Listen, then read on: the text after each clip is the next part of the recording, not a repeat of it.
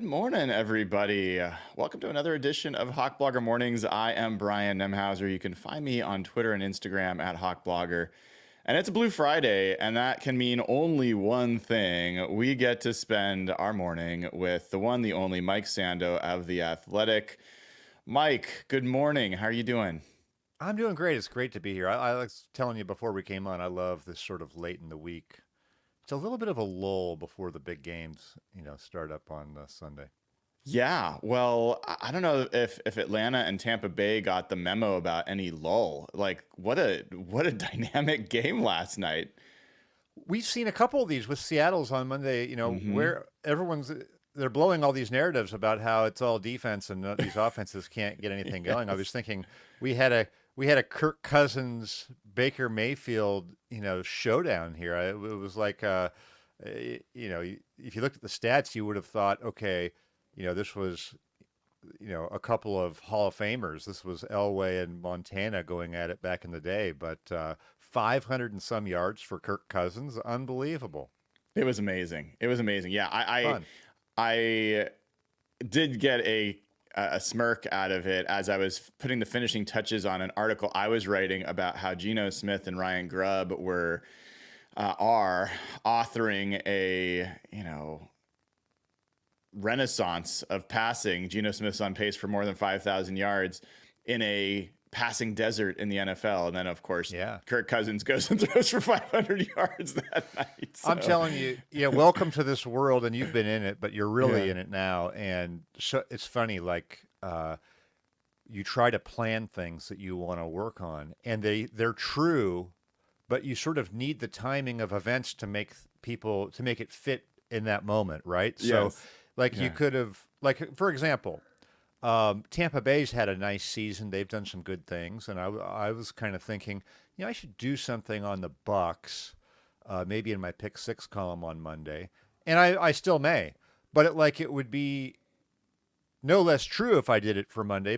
But they lost the game, so it doesn't feel like the time to talk about it, right? And Yeah. Yeah. that's how things are in this world. But you just live with it, and yeah, Geno Smith is still doing amazing things, whether or not Kirk Cousins did or not. But they're not Yeah. the only ones.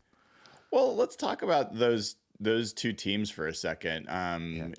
We haven't had a chance to talk since the Monday Night Football game. What did you think of that game? What were your takeaways? Yeah. We saw again the offensive game plan being able to be flexible.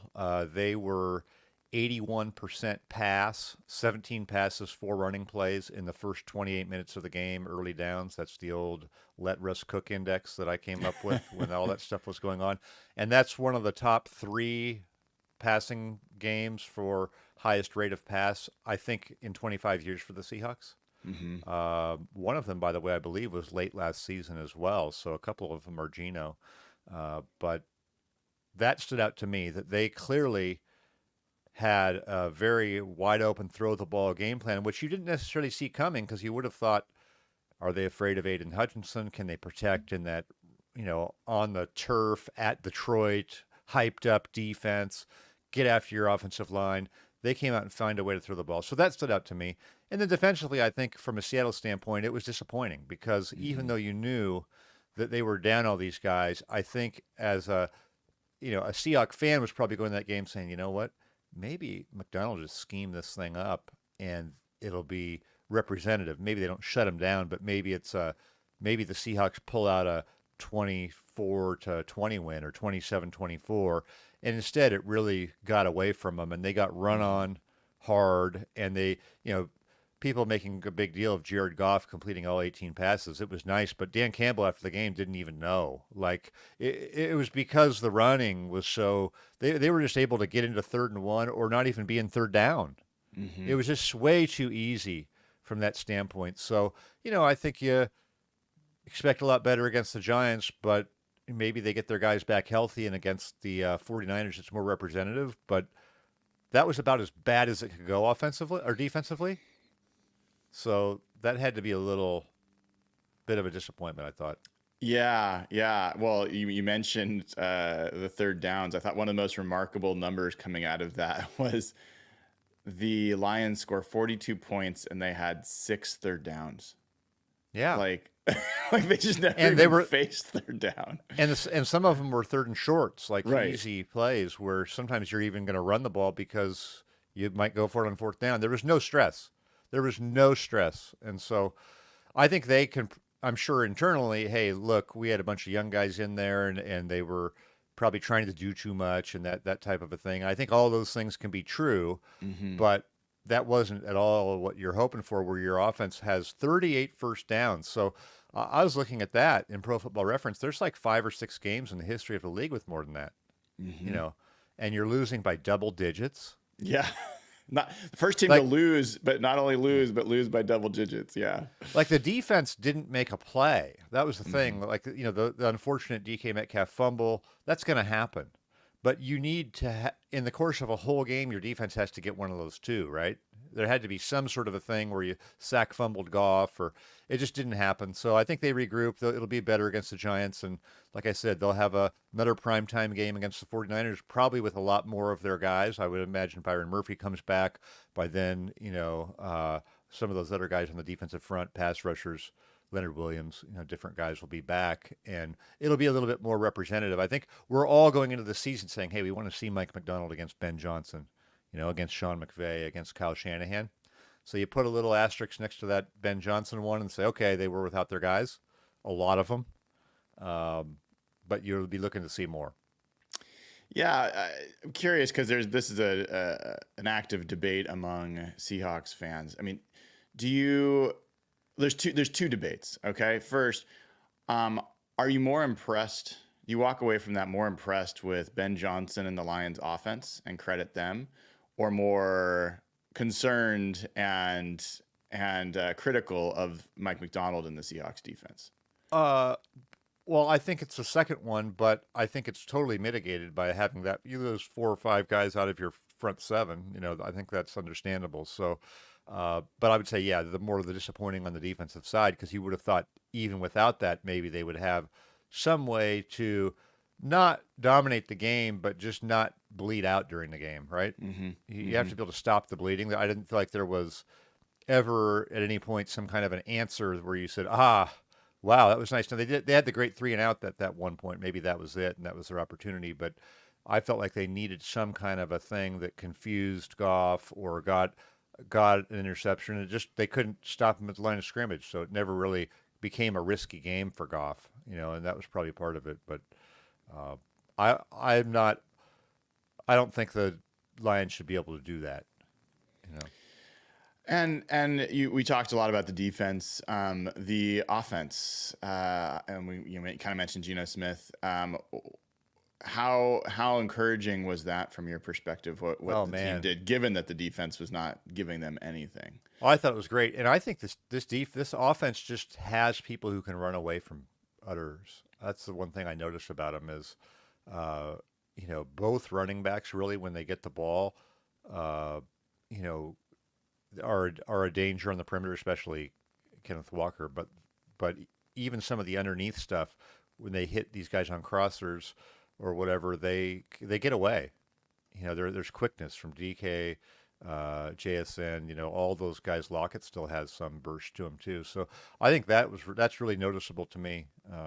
They just seem to have some speed and a good plan. They adjust. I think the other thing I was thinking about is, the background of the coordinator Grubb in coaching offensive line, and then sometimes that can be a little bit of a limiter for an offense.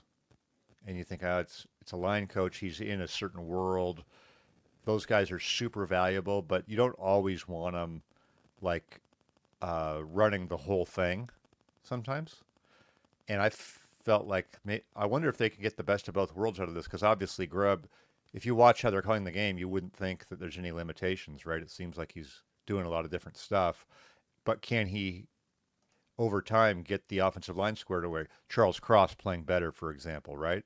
Um, I'm very interested in that component of it. Like it takes a while for line play to come together, and obviously they've had their ups and downs early in the year, certain positions on the line inside especially, but that component of it is interesting to me. Can they become a team that's good on the offensive line through their coordinator who has experience coaching it and then not be limited in other ways. Yeah, well, it's in some ways, Mike McDonald called that their best performance by the offensive line so far this season, which is not saying a lot, Yeah. unfortunately. But also, as they're rotating in Christian Haynes, there seems to be reluctance on the coaching staff, even though if you watch the games, Christian Haynes looks like he's acquitting himself pretty well. And and now the other piece that you've got that's a question mark is, you know, they signed Jason Peters to the practice squad. 42-year-old Jason Peters sounds Yeah. like it's almost as a coach emeritus, and you wonder, what does that say? They did not bring Abe Lucas. It did not start his practice window this week off PUP. How long is it going to be? You get 21 days once you open the practice windows. Does that mean that Abe Lucas is more than 3 weeks away Oh, from it could. coming back? Right. It could. Yeah. It seems like that's been a hard one. So So yeah. I'm kind of with you. Like when you get to a point where you're not signing Jason Peters types, nothing against Jason Peters, Right. awesome player. I'm sure he's a great mentor, but I don't think it's good. Always a good sign when for like the second or how many years in a row have they signed him? Was Couple this the years in a third? row. So was it just last year? Or was it the year I before think it too? was I just can't last remember. year, but maybe I'm So misremembering. yeah, when you're going back to that, I think you'd love to get to a point where you've got some your depth's better, and there's young guys you're loving to see, and you're developing them along, and that's not where you need to go, but here they are. Here they are. Here they are. Let me welcome a couple of folks. Kurt Bain is a new member. Thank you for joining. Welcome to the group. Rick R has gifted 10 memberships to other folks. I love this. It's a great way to bring in other people. If you are gifted a membership, consider paying it forward, giving one as well. Keith Lavelle has also gifted 5 memberships. Love it. Thank you guys for supporting the show and hanging out with us this morning. Mike, you wrote about Jacksonville, a team Hmm. that's having the season not go their way and that they might have overestimated Trevor Lawrence. And it got me thinking about which teams. I also heard another person suggest that the Cowboys should consider tanking. It's October 4th. That That's should hilarious. they should consider tanking. Um, what are some teams that you think are possible sellers? The trade deadline comes up here in a few weeks. Uh, do you expect the Jaguars to be one of those teams that looks to kind of offload some players? I think that's a well, yeah, certainly if they're 0-7 or something, we could get to that. But you have when you have some of these teams where the coach is fighting for their life, that's a hard thing to do sometimes as well, right? Last year at the trade deadline, there was some activity. Like Washington was kind of that team, between I think Chase Young, right, and Mm-hmm. then Montez Sweat. So Right. those were a couple. I think Leonard Williams was the other one that went for at least with a higher pick involved. So then there's just a bunch of. It was weird. Like Chicago was acquiring at like 2-6 last year. So Mm-hmm. to just go through the standings and see who's losing is part of it. But if you're Doug Peterson and you might be fighting for your job, or Trent Baalke, their GM, fighting for your job, are you when you still have a chance, are you unloading? I mean, I think, I would be more interested in seeing some teams like Miami's interesting to me. Does Tua come back? Are they fine? The Rams have kind of been a team that looks ahead. I almost feel like some of these teams where you feel more stable in your front office. Obviously, the Raiders are probably going to move Devontae Adams, but I think it's hard at this point when all the teams except for one are within 2 games of 500. I mean, just a couple of weeks changes everything, right? Mm-hmm. So, What is that dynamic that you've observed or heard about with coaches versus front office? Obviously here in Seattle for so many years it was a partnership between Pete and John, but Pete technically had final say over these things. Now it's switched. John is a more standard, personnel leader, and the coaching staff reports to him. If Doug Peterson's fighting for his job and the GM decides, hey, we need to actually make moves for the future, how do those conversations typically go? Yeah, I think that could be hard, especially if you're not on the same page, right? If there's a divide between you, or there's different agendas in the building, and hopefully you have an owner who can kind of solve for that. But I think the trade deadline is largely overrated. Hmm. I think most of the significant moves are made in the off season when people have a little bit more of a shared vision.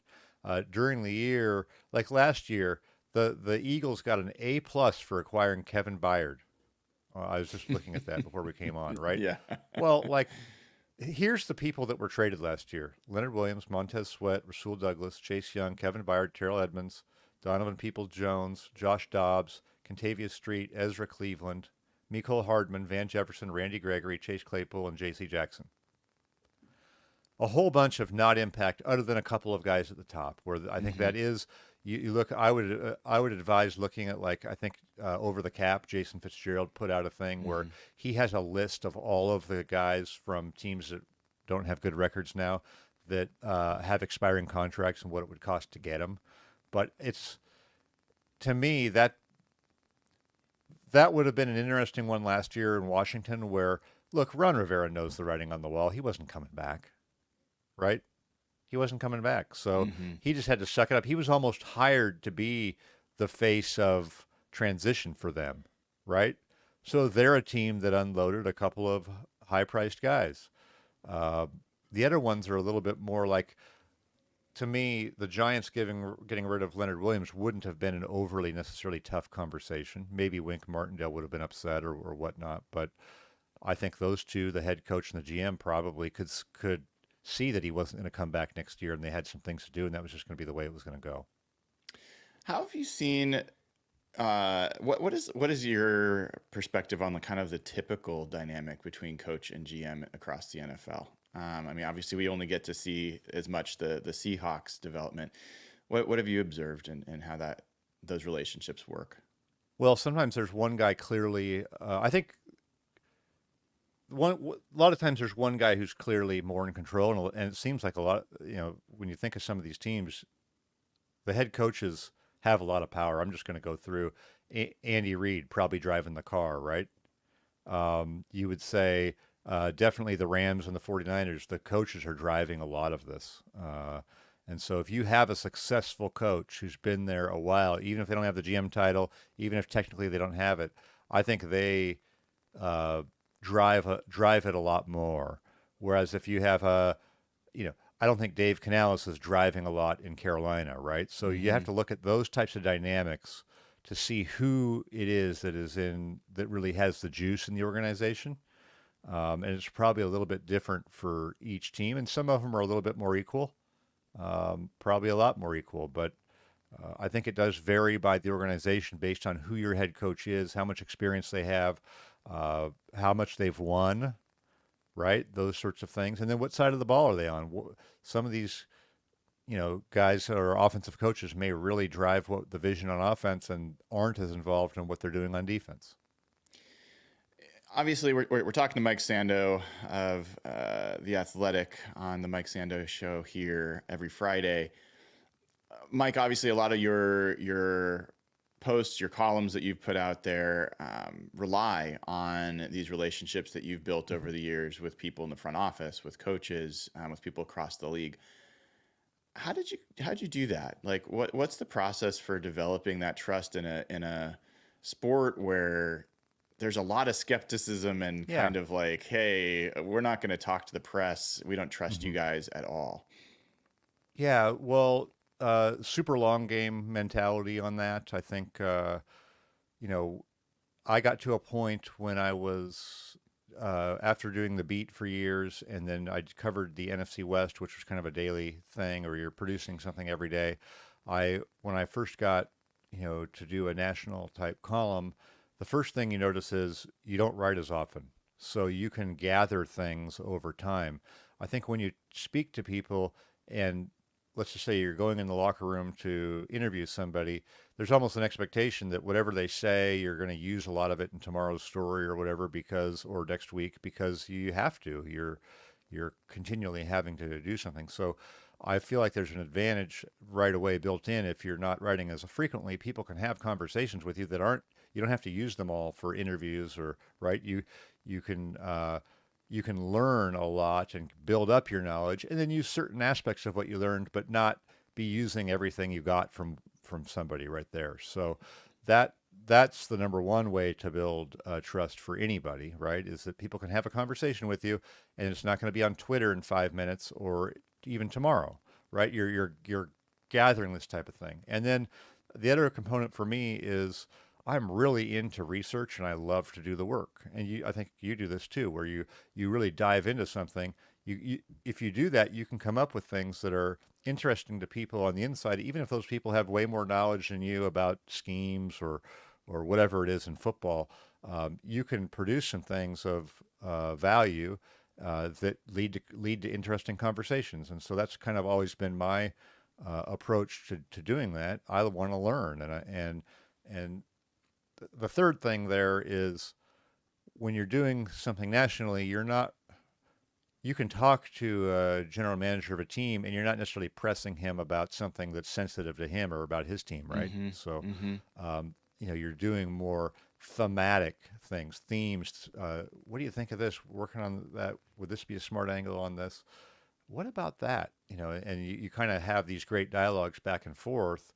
That just takes time. I mean, you have to have visited a lot of training camps, or you have to know people that introduce you to other people, right? That's a great way to start out with trust with somebody, right? You have a relationship with one person, they introduce you to a colleague or somebody else, whether you're at the scouting combine or the league meetings.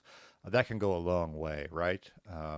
But I think you have to be able to have interesting conversations, to really to do that well, and that just takes time of, you know, doing this a long time and hopefully getting a little smarter about how you analyze things. And um, you know, it's just a real long process, right? Mm-hmm. It was kind of scary, like the first time you go to switch to doing national stuff, you feel like I don't know all the rosters, and you realize pretty quickly you don't have to know all the rosters. I mean, Mm-hmm. it helps, but I couldn't talk about the Panthers nickel corner situation. Right. But if I need to do a story on it tomorrow, I could do a really good one, Mm-hmm. probably, right? Because Mm-hmm. you could get up to speed on it, but Right. that's not really what it is. It's how does the league work? How right? Just getting a feel for that type of thing, so your initial analysis shouldn't be too far off. But then when you really talk to other people in the league and get some, yeah, what about this? Then your mind really gets going, and that's kind of what I've been able to do, and I love it. It's interesting because my impression of like some of the national like news guys like Adam Hmm. Schefter, Ian Rappaport, those types of folks, is that some of the exchange of information is transactional, right? Like that Hmm. an agent wants to get a message out there, or the front office wants to get a message out there, and so they give information to these folks in order to get it out there. And then those folks get benefit of being able to have some inside information. For you, it sounds less transactional. It sounds like a lot of these conversations are on background and may or may not end up Yeah.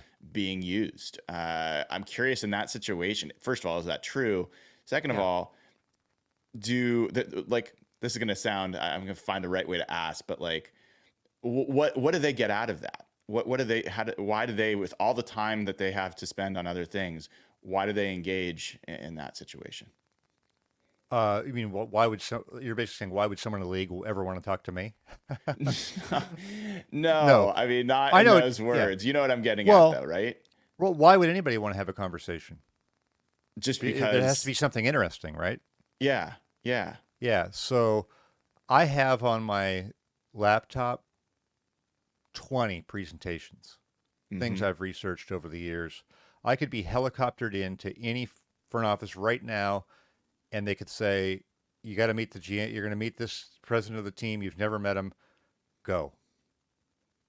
And we would have a really interesting conversation off of things that through my interactions with others over the years and just doing this, I've been able to hone into things that are interesting. And so it would lead to different types of conversations. Uh, that's how it would be for me. Can you have can you bring something to the table of interest? And the only way to do that is to have a lot of research or things that you've worked on that other people find interesting. And not everyone's curious. Some people don't Mm-hmm. have an interest in that, but Mm-hmm. it's rare. Almost all the people have some kind of they're interested in how things work or different dynamics, in the league. And so that's that's sort of my currency in this, and I feel freed by that, Brian, because I'm not beholden to anybody to do a positive story or spin it a certain way. Mm-hmm. I have no problem doing a tough but fair analysis on any team. If I know the GM, have a good relationship with them, and if they have a problem with something that I did or didn't feel the tenor was right, that's happened before. I've gotten calls Mm-hmm. before and had discussions about that. I've regretted occasionally, something that I wrote that was a little.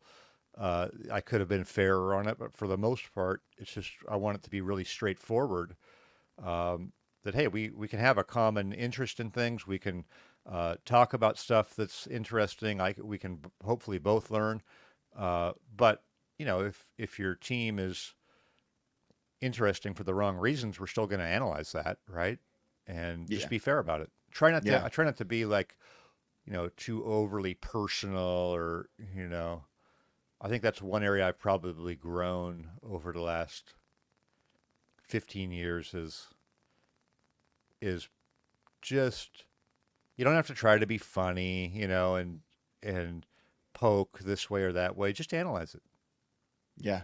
Well, that's your brand, and that's one of the things that always drew me to use is you are very comfortable in the dispassionate analysis and just sharing like as a third party observer what's going on, and I think that that resonates with a lot of folks, and it comes across in your demeanor, it Yeah. comes across in your writing, so people don't feel that there's an agenda. There's just observations, and I think that Brian, that works well. I've got a little card on my desk right here, and it says "Insight, not agendas." Hmm. I just What? that's like a credo that I write on there. Is like try to bring insight. Don't have an agenda. I'm very aware, very aware of that. You can't just be who are you getting this from? Who's the idea? It can't be like just serving somebody that you heard it from, right? Because if you do that, you'll you should lose the respect of that person you would be helping, right? Mm-hmm. Mm-hmm. You you never want to do that. So I feel blessed to be able to do the types of things that I do. I think some of the other things are harder. Some of the other jobs are harder that way. You mentioned the transactional news breaking type of a thing. I think that's a like a different job that wouldn't be fulfilling to me. Mm-hmm. To you just be constantly chasing the next thing that isn't that interesting to me. Like I don't really care who the third highest paid wide receiver is. You know, it's not that important to me, right? Mm-hmm. That's not what's interesting to the game to me. What would be interesting to me is like, hey, why do receivers get so much money but they're always available or something like that, right? That would Yep. be an interesting angle on the receivers, but the fact that this guy got this deal or this amount of guaranteed money is just not that interesting to me. We're talking to Mike Sando of The Athletic every Friday for the Mike Sando Show. As we kind of wrap with you here, Mike, the Seahawks have. By the way, I could talk to you all day about that topic, and we'll certainly come back to it. I'm really interested in that dynamic that you've participated in for a while now. But the Seahawks have a game on Sunday against the Giants. Then they host the San Francisco 49ers on a Thursday night game. This feels like a pretty important stretch for the Seahawks. Hard to feel a lot of confidence coming out of that Lions game defensively, knowing you're going to face a Kyle Shanahan offense in less than a week. what's what's kind of at stake for the Seahawks from your perspective over this next, 6, 7 days? Well, if they lost both of them, it would be disastrous, Hmm. right? I mean, not disastrous, but I mean that would be really you'd be really reassessing, right? Yep. If they beat the Giants, I think that's expected. And then if they are super competitive with the 49ers and it goes either way, I think that's understandable. Don't you feel?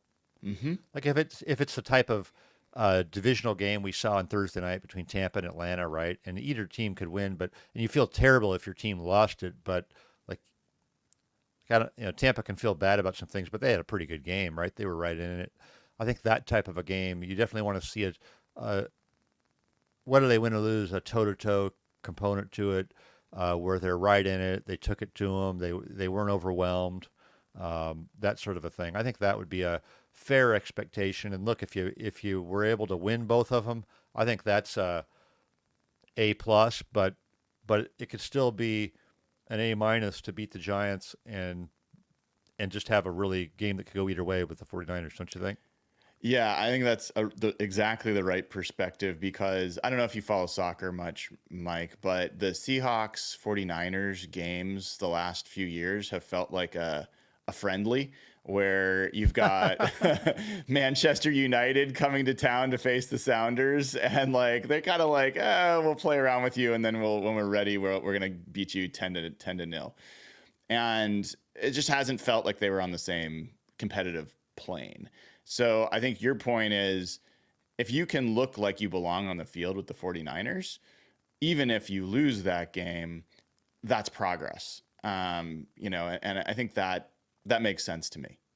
Now, if they win it, like you're almost kind of like serving notice a little bit, like, hey, we're here, right? A little bit. That would be different than what it's been recently. So I'm anxious to see it. I do. I think the 49ers are not as good defensively as they've been, and obviously they have Hmm. some injuries on offense too. So I think the best case scenario would be to get all those guys back healthy and just give them your best, go that night and win the game at home on a short week.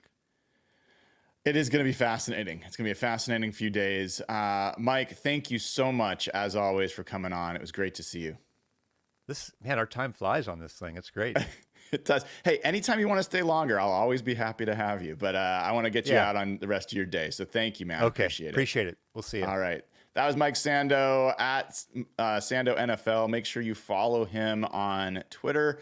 Read him at The Athletic. All sorts of great stuff there. And I'm going to use that time with Mike every week to have conversations, about all sorts of things. And Mike's got so many different insights and experiences. And I won't always just be talking about the Seahawks. We talk about the Seahawks every day on this show. So want to make sure we're kind of having some different types of discussions. What I want to do for a little bit of the rest of the time, because I think I'm going to stick around for a little while, if it's okay with all of you, is share some news. Some news came out while I was doing the show with Mike there, and so we're going to talk about that. I want to also talk about the article I wrote and share some insights there. If folks did not see it, but the first bit of news, and I want to make sure I get the right person. So just 2 minutes ago, Adam Schefter has reported that Brian Dable announced Malik Neighbors will be out Sunday. He will be out Sunday against the Seahawks. So it's a shame. It would have been a lot of fun to see Malik Neighbors. I would have loved to see Malik Neighbors go up against Tariq Woolen and the secondary. You never want to see any players out, let alone a really exciting new player in the league. So unfortunate to see Neighbors not play this week. And as far as other news, injury wise, I think we're going to be watching to see what happens with the Giants cornerback room. Drew Phillips as well as Adoree Jackson missed the game against the Cowboys. They're important to keep an eye on. Devin Singletary, the running back, who was second in the NFL in forced missed tackles per game behind Kenneth Walker. He has been not practicing, has a groin injury, and so we're going to see if he where he shows up on the practice squad today. It sounds like he will practice today, so he's making progress. They'll put him through some drills and make a decision on what to do with him after practice. They kind of say that he is today where Drew Phillips and Adoree Jackson were yesterday, where yesterday we're getting an eye on those guys. Now they're kind of taking a look at these. So that's some of the news there. As far as the Seahawks injury news goes, generally good news there. If you didn't see it, I reported this yesterday. Boye Mafe, a little bit surprising, back to practice. Obviously, you want to see 2 days in a row. It's always important to see multiple days in a row with injured players. Tyrell Dodson back to practicing. Uchenna Nwosu, Leonard Williams were practicing for the second day in a row. And Julian Love was upgraded to a full participant in yesterday's practice. That's all great news. I wasn't sure what was going to happen. Julian Love, when you're ruled out in a game and then you have a short week, I didn't think there was necessarily a realistic expectation he would be ready to play, but it's looking like that's going to happen. He'll be able to play against his former team, which I'm sure he's looking forward to doing. So that is kind of the news of the day. I want to talk for a little bit about this article I wrote about what's going on with Geno Smith, Ryan Grubb, and the Seahawks offense. There's a lot of stuff that I've been kind of like gathering and paying attention to, and wanted to share some of those things with you here. Obviously, you can read it all yourself at hawkblogger.com. Before I get into that, if you haven't already gone to ftnfantasy.com, promo code HBAM, please do. I think you'll appreciate it. A lot of the numbers that I used in writing this article came from Stats Hub on ftnfantasy.com. You got to have FTN Plus or greater to get access to DVOA, to get access to Stats Hub, all that kind of stuff. So make sure you go over there. Less than $8 a month with promo code HBAM. I am a subscriber, so I think you guys would like it as well. So as far as what I wrote, a few things going on. Like this again, let's ignore last night's game, but even before last night's game, scoring in the NFL is down 5 straight years. As of right now, it is down 5 straight years. That's never happened in the history of the NFL before. The last time it was down 4 straight years was 1989 to 1992. So it's been a while, and this is something unique that's going on. And I've written about some of the factors at play there from a defensive perspective. I think from the types of quarterbacks that left the game, all sorts of things I think are changing that are causing this kind of drop in scoring. And a big part of the drop in scoring has been a drop in passing. Passing yards are down from 240 yards per game in 2020 to just over 200 this year. In fact, the last time passing yards were this low was 1997. So it's been decades since we've seen passing games look this anemic. So I wanted to kind of look at that in juxtaposition with what Geno Smith and Ryan Grubb have been doing and the Seahawks offense. Geno Smith is on pace for over 5,000 yards passing, which the last time that happened was Patrick Mahomes in 2022.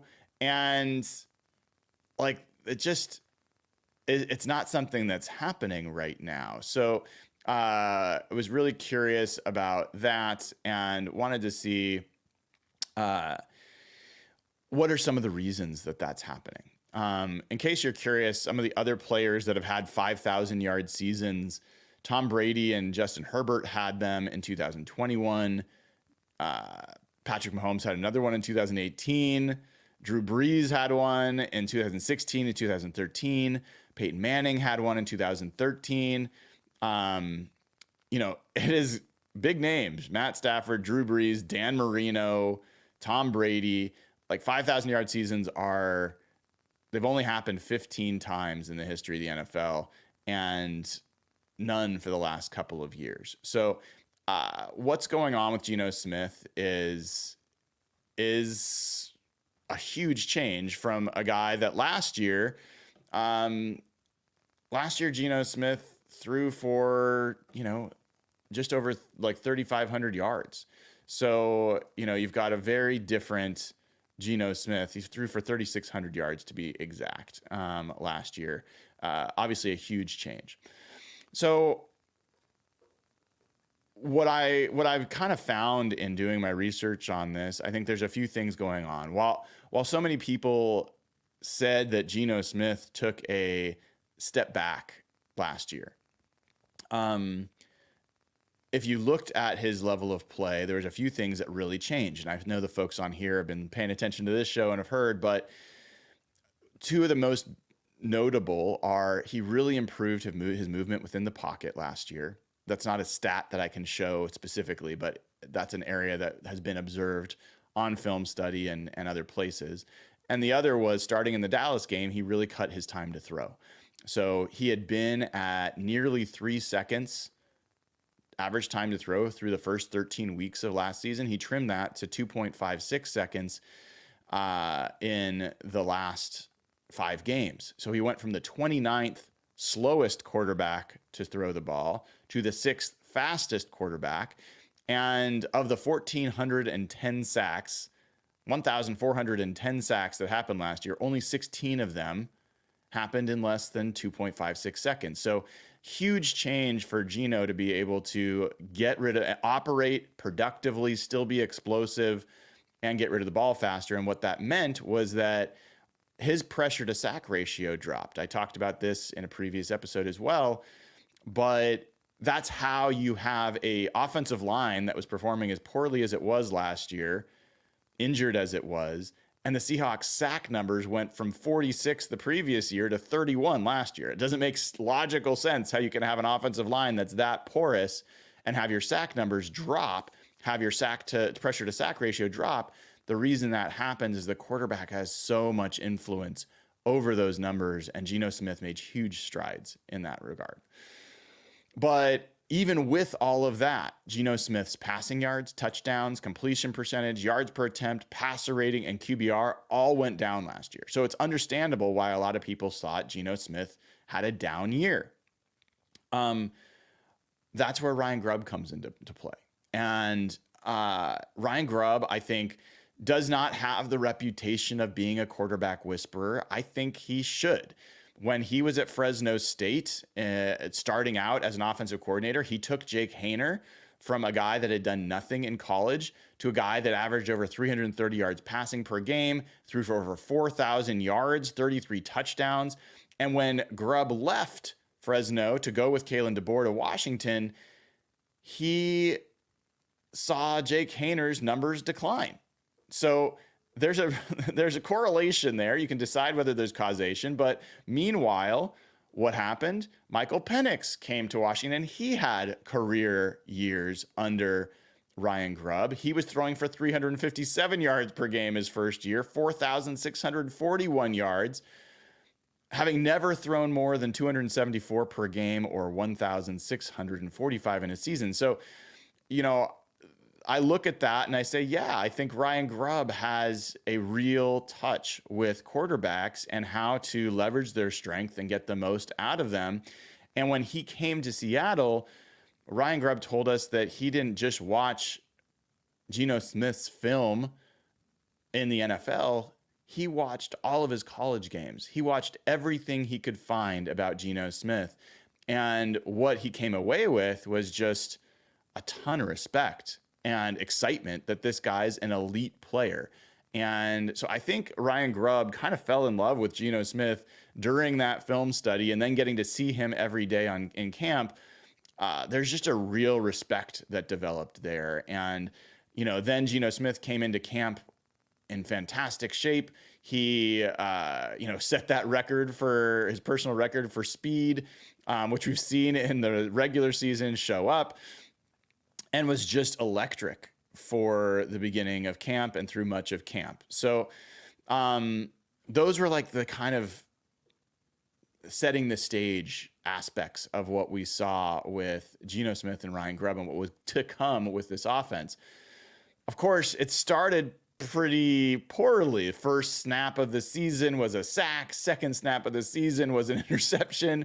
And Geno Smith just had 171 yards in that first game. And so you go from having 171 yards in the first game to leading the NFL in passing yards after 4 weeks. How does that happen? Well, I mean, obviously he has that remarkable game against the Patriots. Almost doesn't have an incompletion that's like on him. There's a lot of the drops, but he still threw for 327 yards. Even against Miami, where there were some issues, he ended up having 2 interceptions in that game. They didn't score a lot of points after they scored 17 in the first quarter. He still finished 26 of 34, threw for 290 yards in that game. And then obviously we know what happened on Monday Night Football, where he throws for a career highs, completions, attempts, yards, 395 yards in that game. And so one of the things that I was curious about when writing this article is we talked about in the season, in the preseason, in the offseason, how in order for DK Metcalf to get the targets that he probably needs to have, in order for Jackson Smith and Jigba to get the targets he deserves to have, that probably means Tyler Lockett's going to have to take a step back. Well, when I looked at this, I found out something that I thought was going on, which is you only have to it's only a zero-sum game if you're not adding. If you're having to take the pie and just divide what was there amongst the existing folks differently, then somebody has to give in order for someone else to take. Well, what's happened with Grubb and Geno Smith this year is they've grown the pie. So DK Metcalf is on pace for a career high, 102 receptions, 1,556 yards. Jackson Smith and Jigba is on pace for a career high, 106 receptions. That's almost double what he had as a rookie, 63 last year, and 961 yards. Tyler Lockett is on pace to catch 77 passes, which is just 2 less than he had last season. Meanwhile, Zach Charbonnet is also on pace for 64 receptions and nearly 500 yards receiving. So, basically, Tyler Lockett is staying steady. His yards are a little bit down, but his receptions are pretty steady. And everybody else I just mentioned is on pace for, career high production. So how is that possible? Well, what's going on there is a few things. There's a few factors at play. One, the pace. Geno Smith talked about this yesterday. Ryan Grubb talked about this yesterday. Last year, the Seahawks offense was the only offense in the NFL to run fewer than 1,000 plays. They were dead last in the NFL in plays. If you don't know this, you can't get yards without plays. So one of the things that's gone on is the Seahawks have gone more up tempo, more no huddle. They're getting more snaps per second. And that has led to the Seahawks, not only, but it has contributed to the Seahawks having the 3rd most offensive plays in the NFL this season. They're averaging 66 per game. And the majority of those are pass plays. 64% of those are pass plays. So if you just take that alone, Seattle would wind up with 127 more plays this season than last season. And roughly 80 of those would be passes. If you take their average yards per pass to 7.4, you end up with 600 more passing yards to distribute amongst the players, not to mention those 80 more receptions or 80 more passes to distribute amongst the receivers. So that already grows the pie. And I think that's a primary part of what's going on. The other thing that's happening is that the defense is better this year, even though they're coming off a horrible game. They are giving the team, the offense, the ball more often. They're not on the field as much as the Seahawks defense was last year, which contributed to the offense not being on the field. But it's not just that. There's also improved efficiency. So one of the things that we're seeing with Geno Smith is that he is now completing 72% of his passes, which is second in the NFL. That is up from 65% in 2023. So when you are completing, more of your passes, there are more receptions to go around. There's more yards to go around. And when you multiply that or compound that with more plays and more pace, you start seeing how the pie really grows. But there was something else I wanted to look at here that got my attention. And we've talked about big time throws, BTTs, as their shorthand. And this is a Pro Football Focus stat, and it's something where you put the ball in an amazing location, further down the field in a tighter window, and this is what Geno Smith has kind of hung his hat on as a renaissance quarterback in Seattle. He was third in the NFL in BTT rate in 2022, his comeback year.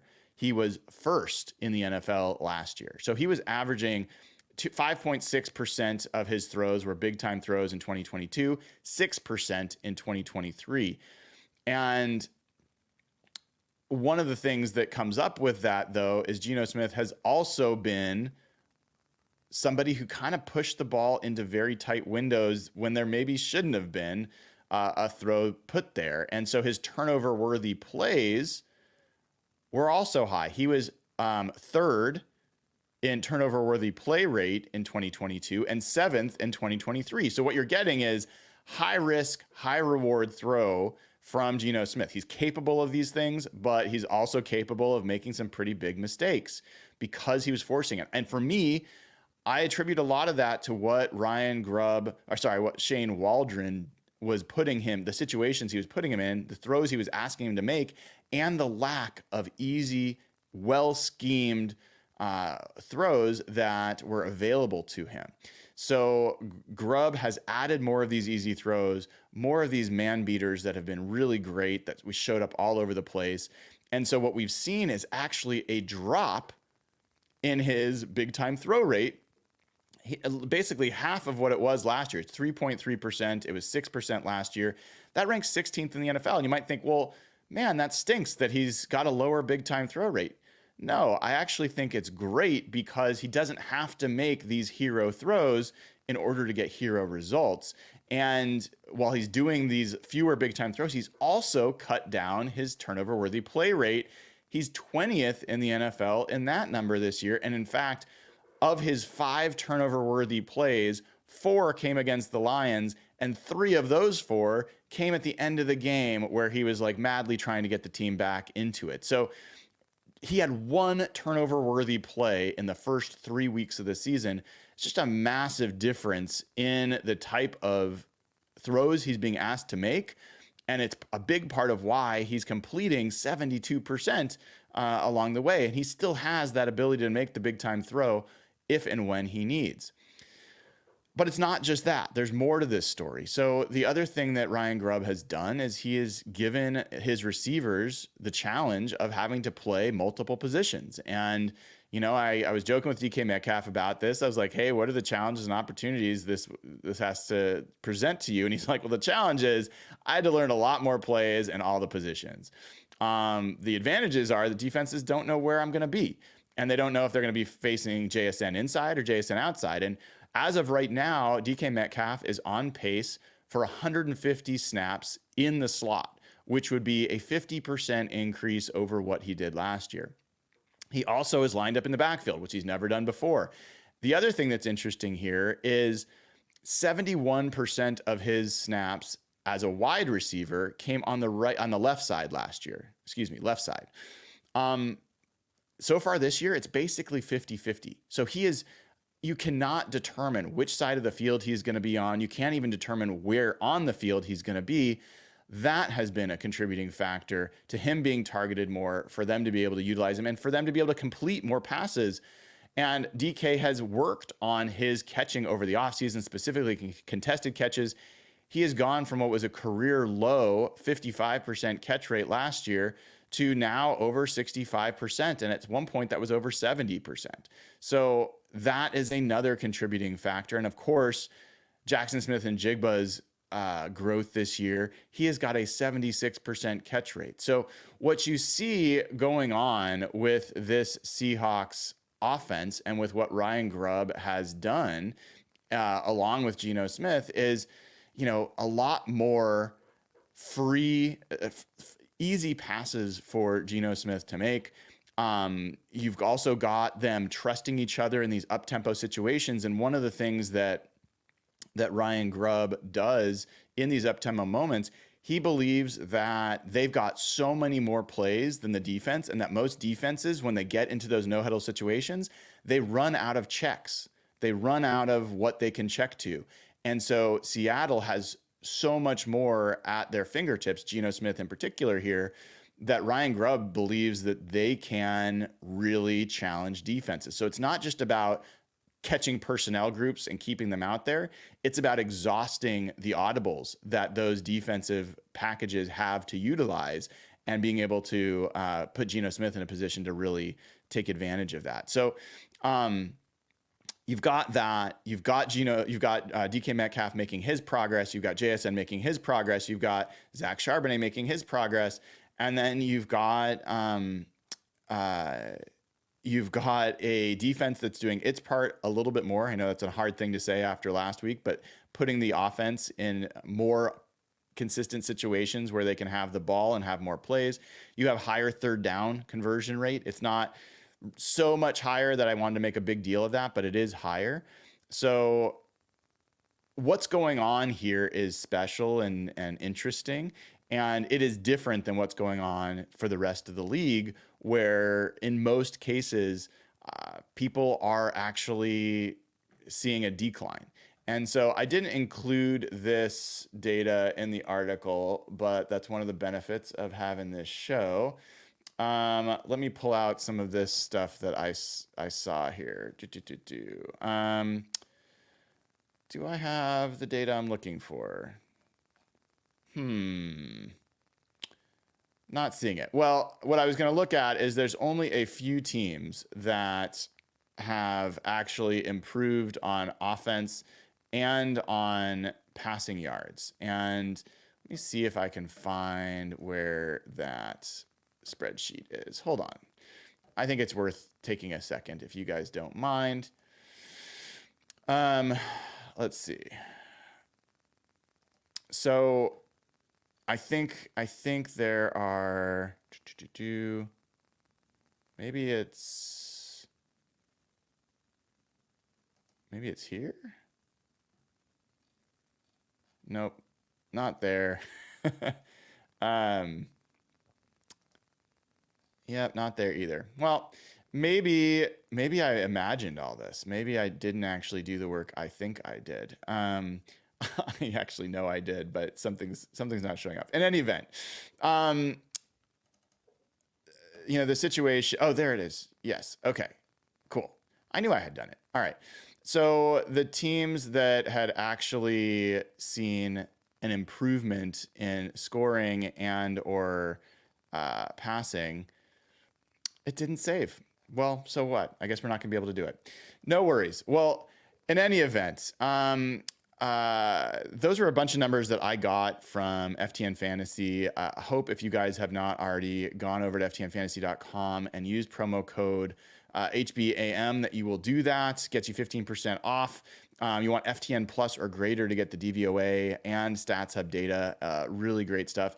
And what I do want to do before we get off, let's go to FTN Fantasy. Let's check to see what's going on with the betting model relative to the Seahawks game this week. I'm curious if it's probably not been updated since the news about Malik Neighbors being out. As of right now, the Seahawks, they're expecting the Seahawks to win 26-17, and they're giving the Seahawks about a 54% chance to cover a 7-point spread. So they think the Seahawks are more likely than not to win this game by more than 7 points. They over at FTN are expecting, it looks like they're expecting the Packers to beat the Rams 28-24. They're giving the Packers about a 52% chance to cover the 3-point spread that they've been given. And as far as the 49ers go against the Cardinals, they are giving the 49ers about a 53% chance to cover the 7.5-point spread over the Cardinals. As bad as that Cardinals defense is, as good as the 49ers offense is, that's one to watch. Another thing to be aware of with the 49ers, they are seeing some injuries, obviously, with George Kittle, Fred Warner. I'm curious if they play those guys this week, they can win this game without them, and they've got the game next Thursday. So if they play these guys, I think Kittle has a rib injury, Warner has an ankle injury. If they play those guys this weekend and they re-injure themselves or get hurt further, their ability to come back for the Thursday game would be really suspect. So I'm curious how the 49ers are going to handle their injury situation. We'll see how the Seahawks are going to handle. As far as we can tell, they're going all in. It looks like Leonard Williams is going to play. It looks like, I don't know if Uchenna Nwosu is going to play. I'm not positive about that, but we'll see about what happens there. Boye Mafe coming back would be big. So we'll take a look at all of that. And it looks like while I was doing all of those Ryan Grubb and whatever stats for Geno Smith, we got a new member. Marcelo Cardosa Martinelli, fantastic name. Love having a new member. Thank you for joining. It's really great to have you here. Welcome to the crew. And thanks again to everybody who gifted memberships today. Thanks to everybody who liked and subscribed to the show. Really, really appreciate it. And thanks to everyone over there on Instagram. I know folks are watching over there, and I can't really do chat here and there, so I know it's kind of a lonely thing. Hopefully you guys are keeping each other company, but appreciate all the followers over there on Instagram. If you haven't read the article I wrote, check it out on hawkblogger.com. Share it with your favorite person. I put some time into that, and I think you'll appreciate it, and I think other people will as well. All right, folks, we will get time with Mike McDonald later today. We will get the final injury report for Sunday later today. Until then, I am Brian Nemhauser. You can find me on Twitter and Instagram at HawkBlogger. And this has been episode 194 of Hawk Blogger Mornings. Take care, y'all.